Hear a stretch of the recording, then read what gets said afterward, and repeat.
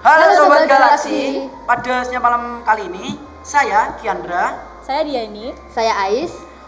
Kami akan membawakan cerita yang telah dikirim lewat Mindfest.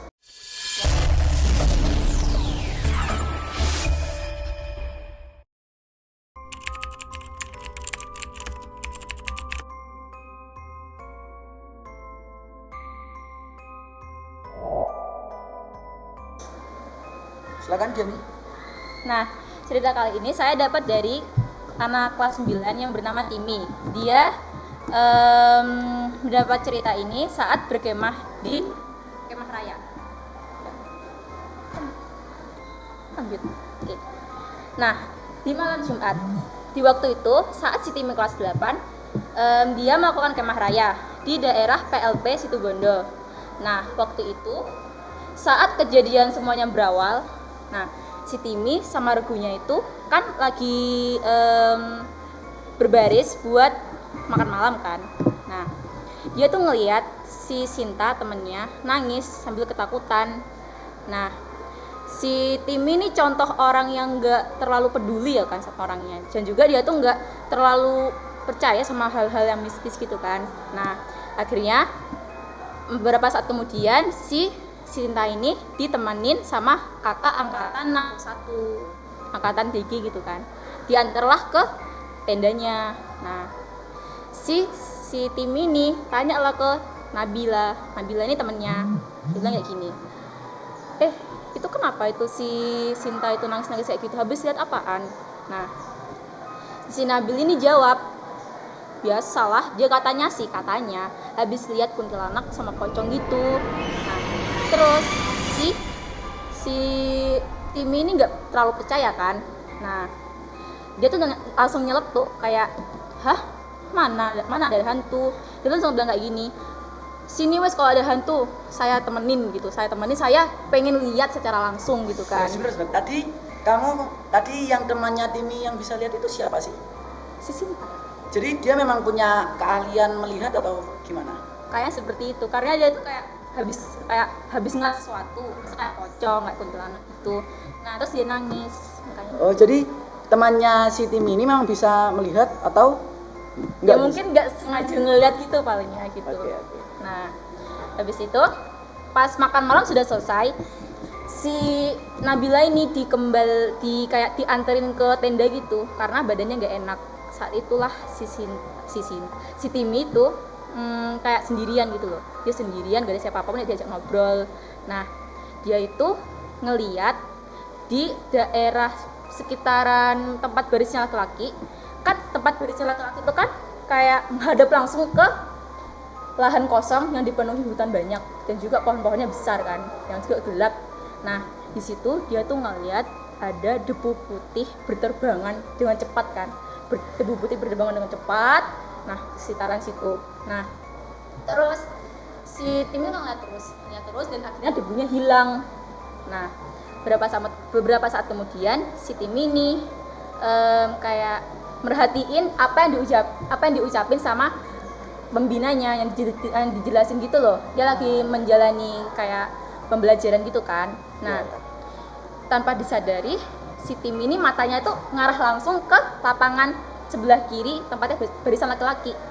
Nah di situ ada pohon besar, pohonnya besar banget ya. Aku nggak tahu sampai sebesar apa, pokoknya besar banget. Nah di situ dia ngelihat pas bengong kan, dia kan bengong lihat gini bengong terus. Di sana dia ngelihat ada cewek rambut panjang, rambutnya kusut dan juga bajunya gaun putih noni Belanda gitu kan.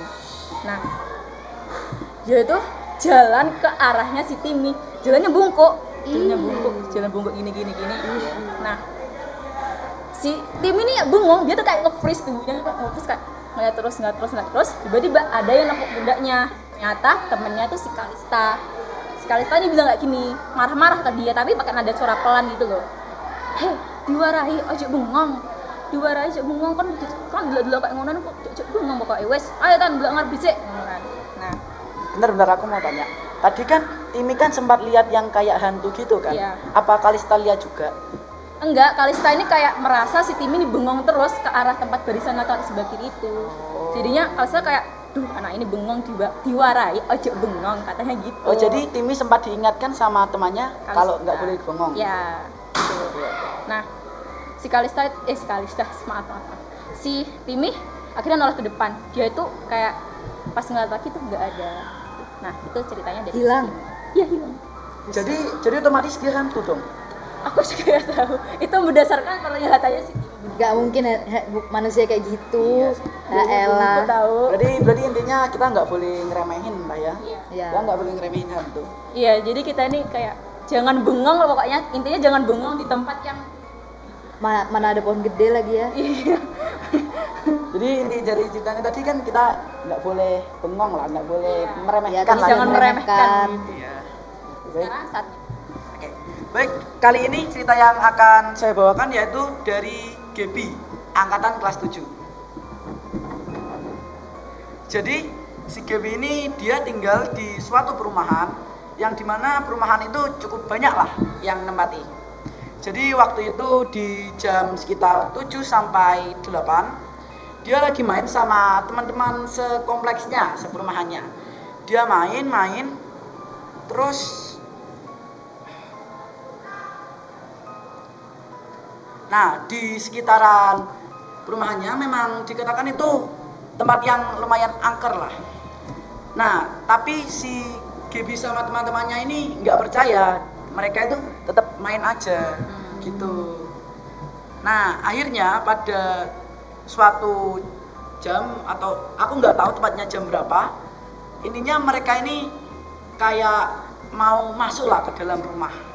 Nah, rumahnya itu kayak rumah angker gitu. Rumah kosong. Ya, aku kurang tahu rumahnya kayak gimana rumah. Pokoknya angker lah intinya. Iya, iya. Nah, si Gebi sama teman-temannya ini ya memang notabene mereka itu nggak percaya lah sama yang namanya hantu. Yes, Mereka ya kayak anak-anak main-main aja gitu. Nah, mereka jalan-jalan tiba-tiba itu si Gebi kayak ngelihat ada cewek bajunya kayak dress warna putih, ada kayak noda darahnya gitu di rambutnya. Oh, Di rambutnya panjang sampai nutupin muka. Ih. Akhirnya dia sama teman-temannya pulang, dan dia juga pulang pas di rumah dia itu masih merinding karena habis ngeliatin setan. Dia nggak tahu itu setan atau cuman dia yang melihat. Intinya itu dia kayak melihat semacam kuntilanak lah kalau bisa dibilang. Jadi katanya dia sih itu pengalaman yang paling menyeramkan sih. Ya, jadi sebenarnya itu aja cerita dari si Gebi. Kali ini saya akan membawakan cerita dari Arum. Jadi, pada saat Arum masih di sekolah dasar, sekolahnya ini mengadakan suatu persami, perkemahan Sabtu Minggu. Jadi persami itu diwajibkan di persami itu kelas 4 sampai kelas 6 diwajibkan buat ikut. Nah, di sana mereka wajib mengikuti persami dari hari Sabtu sampai Minggu. Dan mereka harus kayak jaga malam gitu loh. Kayak keliling sekolah, kayak jaga malam per regu. Oh, jadi si Kalista ini apa? Kalista, Arum. Arum ini kayak semacam DG atau gimana kok jaga Bukan, malam? Arum ini kayak peserta, dia ketua regu di regu dia. Jadi saat Arum mengikuti persami, pertamanya dia melakukannya dengan seru-seru aja, biasa aja. Lalu di saat malam, saatnya dia dan regunya itu berjaga malam, Ya. mereka kan muterin sekolah tuh. Nah, Arum nih nanya ke temennya, kita sebut aja namanya Fani. Dia nanya ke Fani, Fani kamu bawa senter gak? Terus Fani bilang, aku nggak ada yang bawa. Aku nggak bawa gitu. Terus akhirnya Arum ini nanya ke temennya sergu satu-satu, nanya gini, kalian ada yang bawa senter nggak gitu? Kan malam ya, gelap apalagi sekolah gitu. Terus temennya tuh ada yang jawab satu, iya aku bawa nih.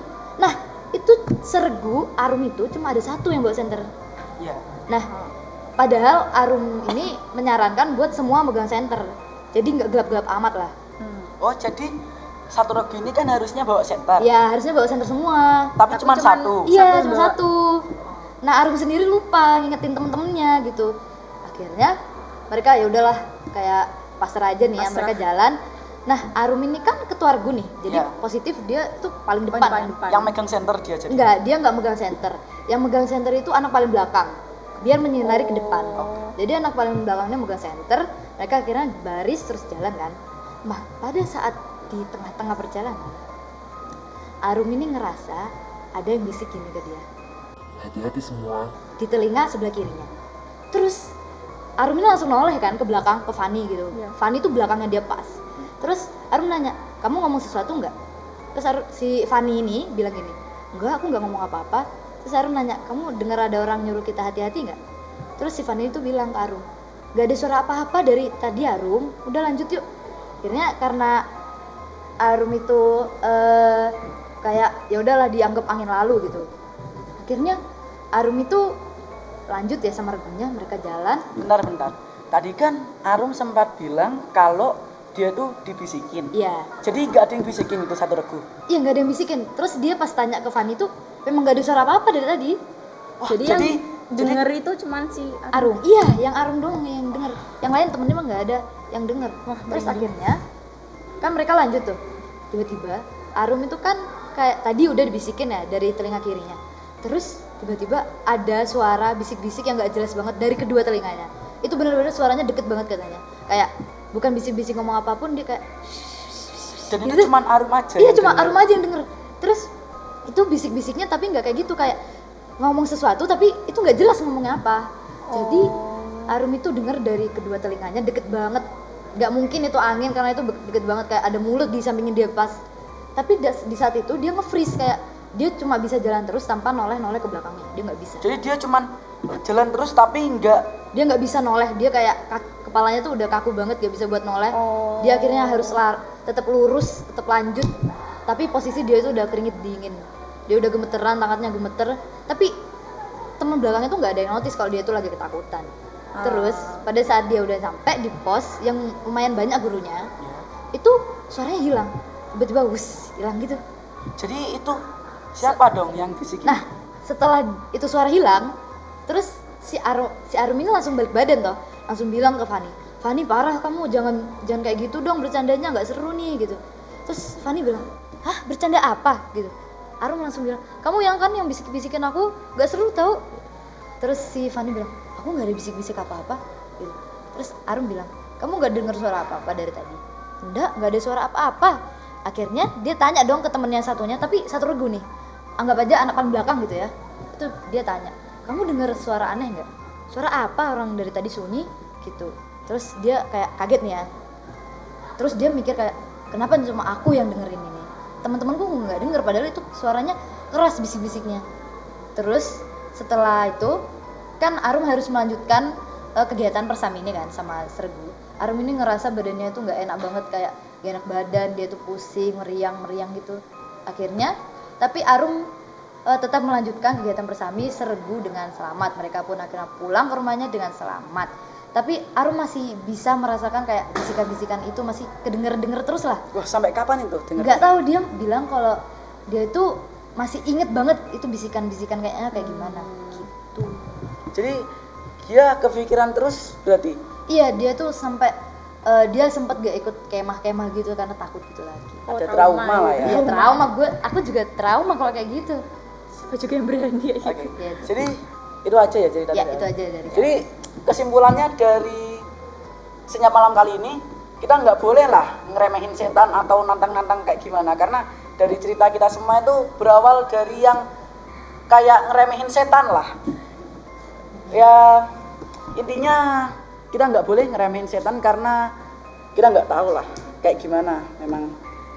Jadi nah itu tadi kisah senyap malam kali ini. Buat kalian yang punya pengalaman horor bisa DM di Very Mailbox. Oke, jadi sekian dari kami. Terima kasih. dadah. Dadah.